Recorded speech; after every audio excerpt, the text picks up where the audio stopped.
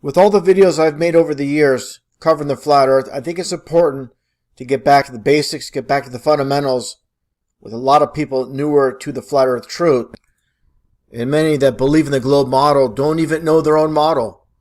With Earth supposedly spinning at 1,100 miles an hour through space and orbiting the sun at 66,600 miles an hour, while the sun supposedly moves through space at nearly 650,000 miles. And that gets into the radius of the so-called ball earth itself. As you can see here, this nonsense ball earth.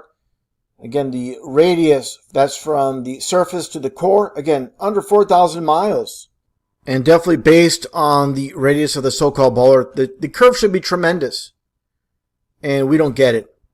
Obviously, with 71% of the so-called ball earth being water, and everywhere we look, when water's at rest, it lays flat, as you can see here, at the horizon. Of course, the horizon, horizontal. As you can see here as well, water lays flat at rest. And the only time you do see water supposedly curving are in these images, these fisheye lens cameras that give the false perspective, as you can see here. From on top of this spire on the Freedom Tower, you see what looks like the curvature of the Earth, but this is again due to the fisheye lens camera.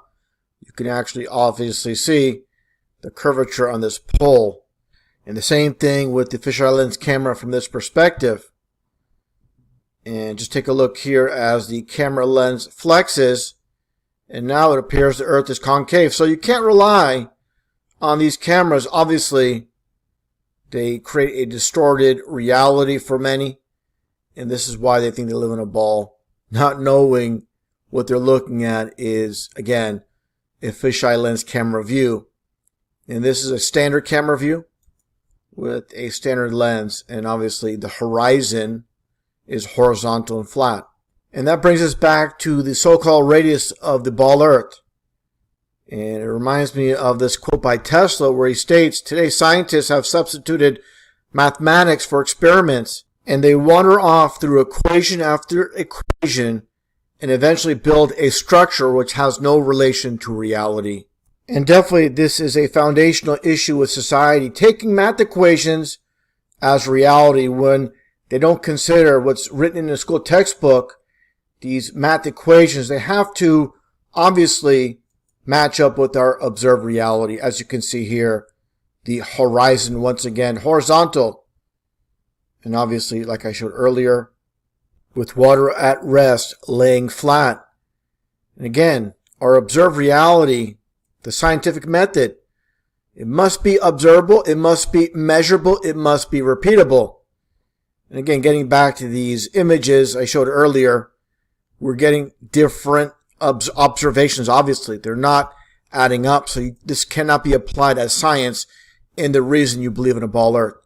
And that gets back to the fundamentals of this video. The foundation of the so-called ball earth, based on this radius of 3,959 miles, and based on that number, we should be able to determine the so-called curvature rate of this ball earth, which of course we're never taught that in the school system through elementary, middle school, high school, college, university. They never tell us the curvature rate of the so-called ball earth, because if they did, people could look further and see it doesn't match our observed reality. But this is how it is. This is how you break it down.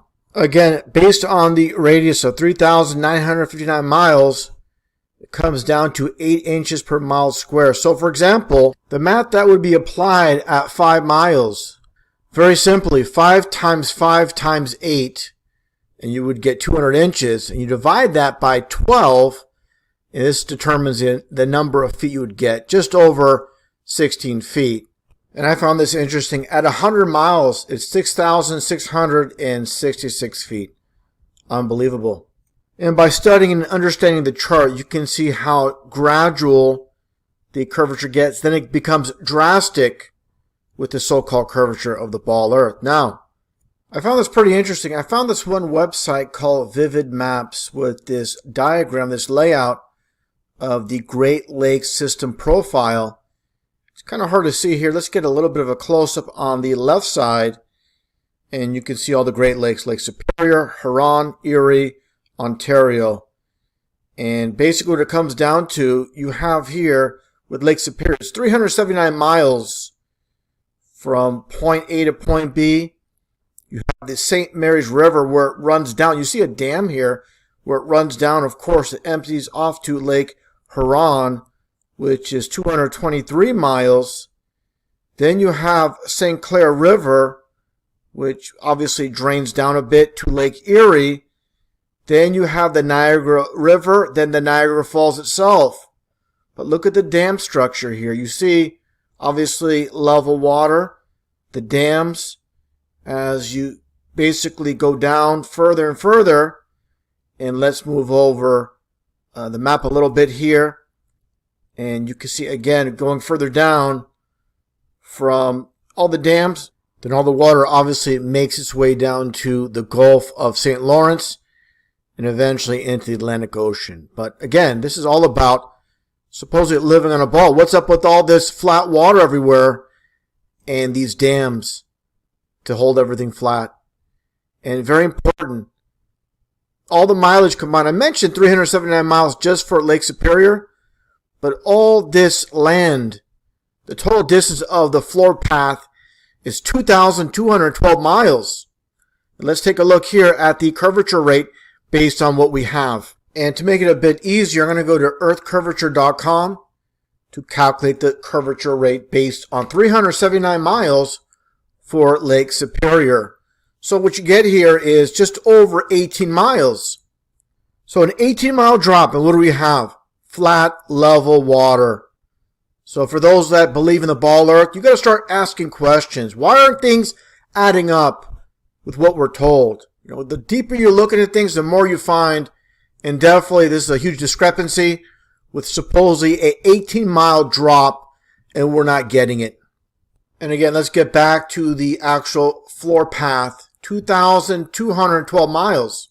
And let's see what we get here. 2,212 miles, and you would get over 600 miles of curvature. And obviously with the layout we're getting here, things are not adding up to what we're told with the so-called ball earth. This is quite obvious what is happening. Obviously, earth is not perfectly flat. There's peaks and valleys, but definitely we do not live on a ball earth. Now, and with actual video footage of the Niagara Falls themselves, like I said, the water sinks its level, but when uncontained, it's going to obviously sink its lowest point. And that gets into what you see here with the Antarctica 360 ice wall. People say, well, you state this, but where's your evidence? Well, here's your visual evidence of the 360 ice wall. This video footage from Antarctica that holds the oceans in, contains all the oceans. And basically what it comes down to, again, we have this 360 ice wall that contains all the oceans. Very simple, very easy to understand once you get past the bad stigma of people that say, oh, you're crazy, you believe you live on a flat earth. But that's all we see. We see flat water, level water, and this is our reality. As you can see here, aboard a plane, you know, obviously airplanes fly over a plane through the air. And also, as you can see here, obviously, we don't live in a ball, 100%. And this image, and that's all it is an image provided by NASA of the so-called ball earth from space. If you believe in the globe, you believe somehow that rivers can flow up the ball and drain into the Atlantic. Let's take a look here at South America itself. And here is the main channel for the Amazon with all these connecting rivers. And supposedly they're all flowing upstream, up the ball, and draining the Atlantic. Give me a complete break if you believe this. Just like the Nile River supposedly flowing up the ball earth and draining off into the Mediterranean. Absolutely no way. Now let's take a look at Lake Pontchartrain in Louisiana. This is the longest bridge in the world that runs continuously over water. There's longer bridges, but this is the longest one in the U.S. and again, the longest one in the world that runs continuously over water. At 24 miles, and at 24 miles, let's take a look here at the supposed ball earth curvature rate based on 24 miles. So at 24 miles, let's take a look here and see what we get. We get 384 feet. And let's take a look again at Lake Pontchartrain. And the aspect of perspective really needs to be understood before moving forward when it comes to this bridge in particular, as we get this side angle. And I'm going to put pause right here. And as you can see, the concrete pilings as you move your way along the bridge. And obviously, when you get towards the end, it appears it's actually in the water. And this is, again, about perspective. Just as you see here, the telephone poles are the same height, but due to perspective, the nearest one looks the tallest, and the one in the distance obviously looks shorter.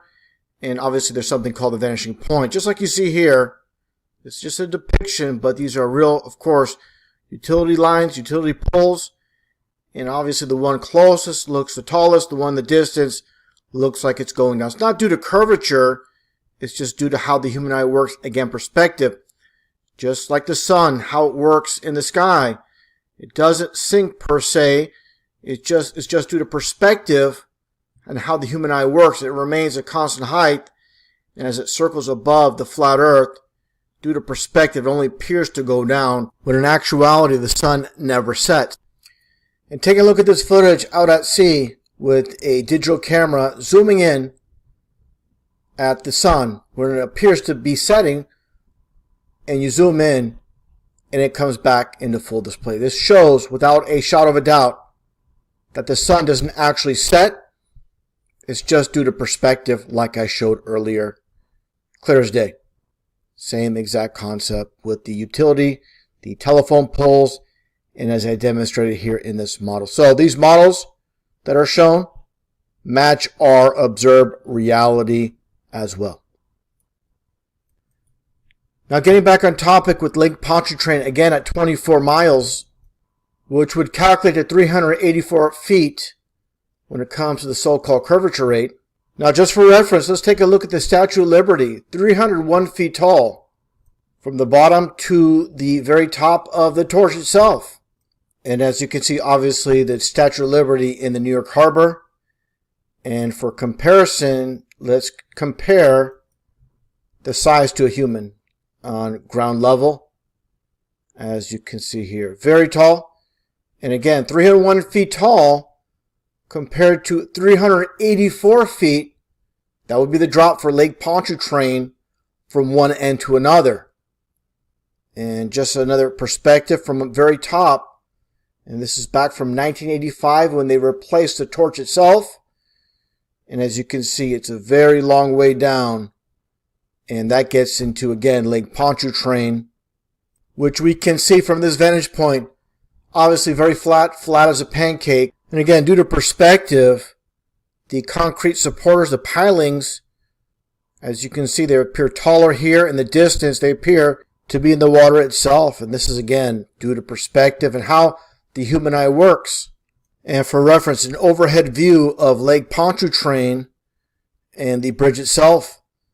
And let's get to this time-lapse footage. As you can see here, I inserted, just for reference, the Statue of Liberty in the water itself. Now you tell me, is there any deviation in the bridge itself that would quantify 384 feet of curvature? Again, the Statue of Liberty itself at 301 feet, and all we see is flat water. And this bridge, for the most part, there are peaks and valleys, as you can see right here.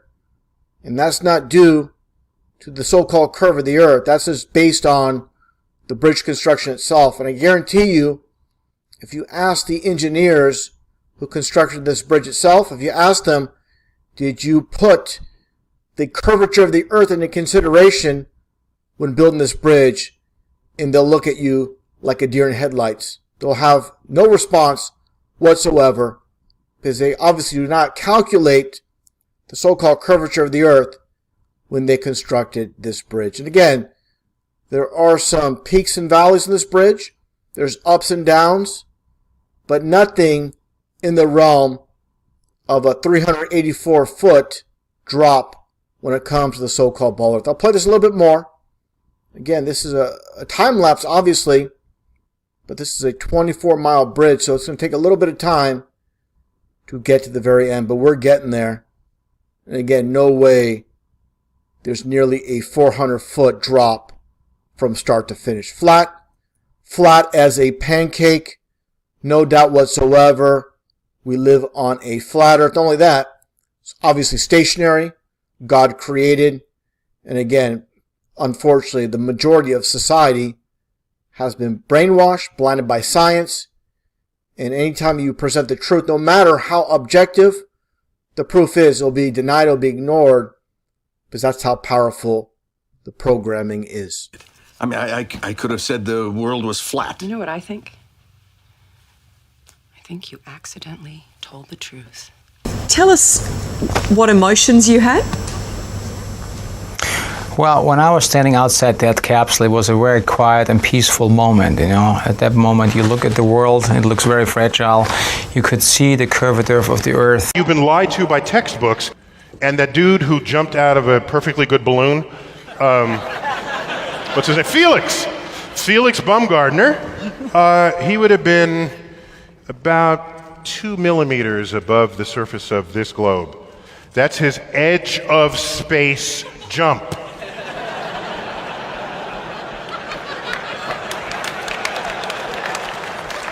Now, you know, I don't. It's fine. He wants to. I don't have a problem if he does it, but the honesty of it would greatly diminish what I think people thought he was actually doing.